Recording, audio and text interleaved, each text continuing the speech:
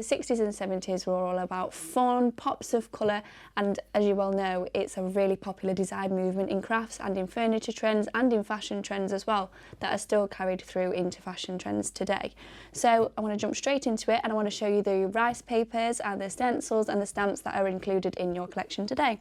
So we've got 4 rice papers, so the same format as usual.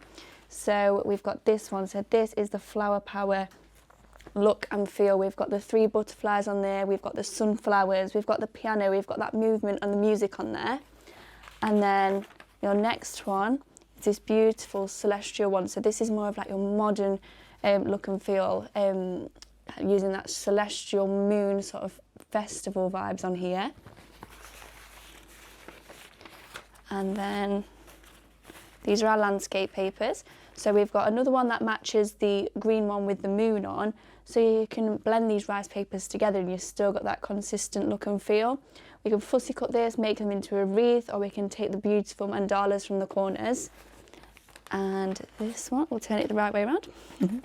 And this one I love because you'll recognise this pattern here. This is a traditional Flower Power print. It's a really strong design. And we've got repeatable ones on there as well. So you can fussy cut these, again, make them into wreaths, make repeat patterns with your rice papers, back them onto card, decoupage them up. There's endless opportunities with these. And again, you can put these onto all your other rice papers as well. So they're the papers, just a really quick flick through on there. So next is the boards. So this is one of the stencils for you. So on here, we've got the tent. So this is just half the stencil, but we've actually flipped it. So you get the bunting on there, you're getting the 2 tents on there, so you're creating that festival scene. How amazing would that look to decoupage them up and create your little tented tent card? So you can create that scene with all the stamps in there, looking like you are actually at a festival. And then we've got the famous patterns on there, really heavily block patterns against the colour, against the black, look really nice as well. And then peace and love. You can't have a 60s collection without peace and love.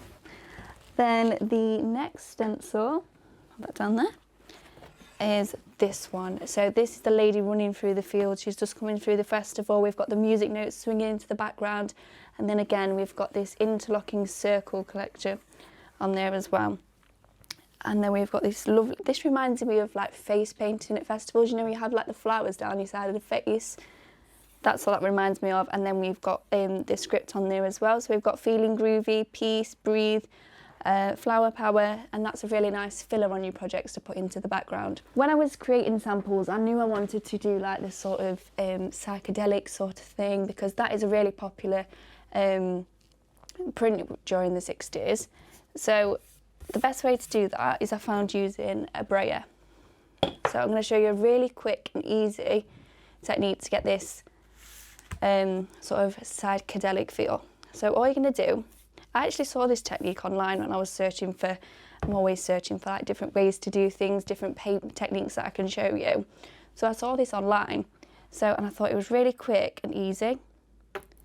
So all I'm going to do is I'm going to pop some paint out, and I'm going to be using yellow on here as well. My lid's a bit broke off the paint. Did it today while I was prepping. And then take this one. And I've used the yellow because it's a cool colour against the, yellow's a warm colour, sorry, against the blues and the purples on there. So we're going to get a really lovely contrast on there.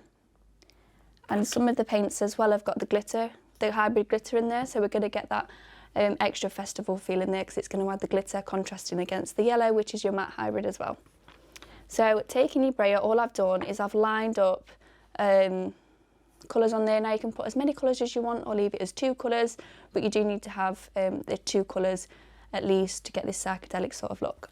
So all I'm going to do is I'm going to take my brayer and drag it down. So you can see the colour's gone on, but it looks a bit stripy. So what we need to do is we need to go continuously back and forth on there and blend. Now you can take it from the top and go down and down, and you keep working this until you're happy with the colour blend that you've got. And keep going, keep going. There we are. And now the colour's still on there, so you could even go for a second print. So that's the first print, and we've got that beautiful psychedelic feel on there, sort of like a kaleidoscope look. But the brayer is still wet, so what we can do, just so we've got an extra background in there, drag it down so we've got texture on there as well. We've got like that sort of smoky look, and this would look beautiful to go with the more celestial rice papers as well. So we've got 2 different prints, and the brayer's already partly clean now.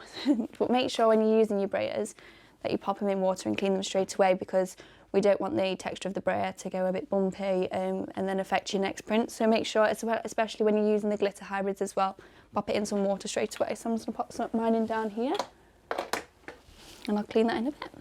Okay, so here's one I've got that is dry. So now we need to add some stencil into it, and I've tended in this collection to use more of this like knotted circle. So I feel like it's really 60s, and it's a great filler because this pattern is actually repeatable on here, like I showed you on the stencil boards. But with this, I wanted it to be like more in the background. So I'm not going to do it really solid. I'm just going to do it partially. So you need the tiniest bit of paint.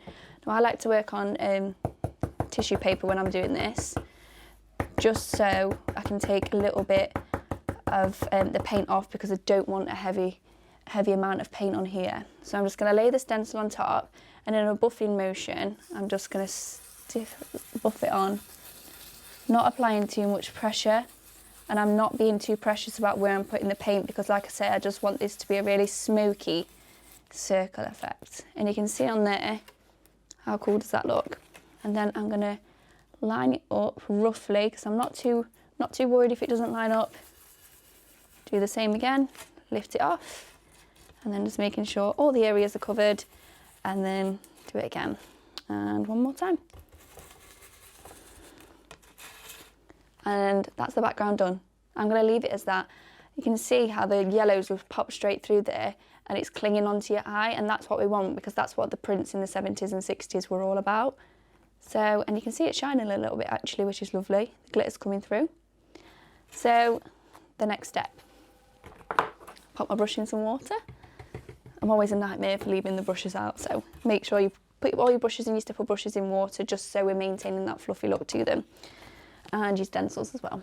Drop that in the water down there. Okay, so the next stage, all I've done on this one is I've matte and layered this onto some yellow and black card. So I've picked out the least colour that's on the card that we're going to be working with, and then I've chosen the black because it picks up the black stencil, just so we're highlighting it a little bit more. So I've already gone ahead and stuck down one of the rice papers onto some paper and cut this out. So we've got the Peace and Love, and this is the traditional font that we get in the 60s and the 70s. Everyone knows this font, it's a recognisable font, and especially with the Peace and Love on there as well. And then I'll pop some butterflies on there. If you get the composition right and lay everything out first, I feel like it's a lot better to do that, so we're not committing to sticking something down straight away. What I like to do is take a picture of it when I'm happy with the composition, sweep it all off, and then stick it back down. I usually do the sweep before I've taken a picture of it and then get really frustrated, so make sure you take the picture, or just remember where you want things going, just so you don't ruin the composition that you'd planned. So I'm just going to leave that to one side because I want to do some stamping next. So I'm going to load up my load and fold. Now these stamps are great little fillers that we've got on the A4 stamp set for you. So these create wreaths with them, you can create backgrounds with them, repeatable patterns. There is so many flowers on there, so you don't have to keep reprinting. They're all different sort of petal shapes, different sort of sizes, and then we've got some that are joined together, but I've just picked out 4 on here, and I'm just going to print them out. And the beauty about these is that they are big enough so you can fussy cut them. There we go. How crisp and clear does that look against the yellow? And it's nice that you can just leave it like that, because against the black and then a really vibrant pop of colour, it works lovely. And lining this up, and I've left a little white border around the edge just to tie the sentiment in. Ooh. And then sticking it on there. There we are. So then when it's dry, you can grab the butterfly wings and then just really decoupage them up to make them look like they've just landed on the card. And just making sure that the wings are coming up and out of the card. And then the same with the flowers as well, if you wanted to keep going with them and just making sure that they did look decoupaged up, you can do that as well. There we are. So it's just a small card that, but how 60s does that look? How cool does it look with the wreath and the flowers? It's a bit chaotic, but I think it really works with all the colours on there. So this is your Imagination Crafts Flower Power collection that will be launching really soon on Creating Crafts. So make sure you tune in, and thank you for watching.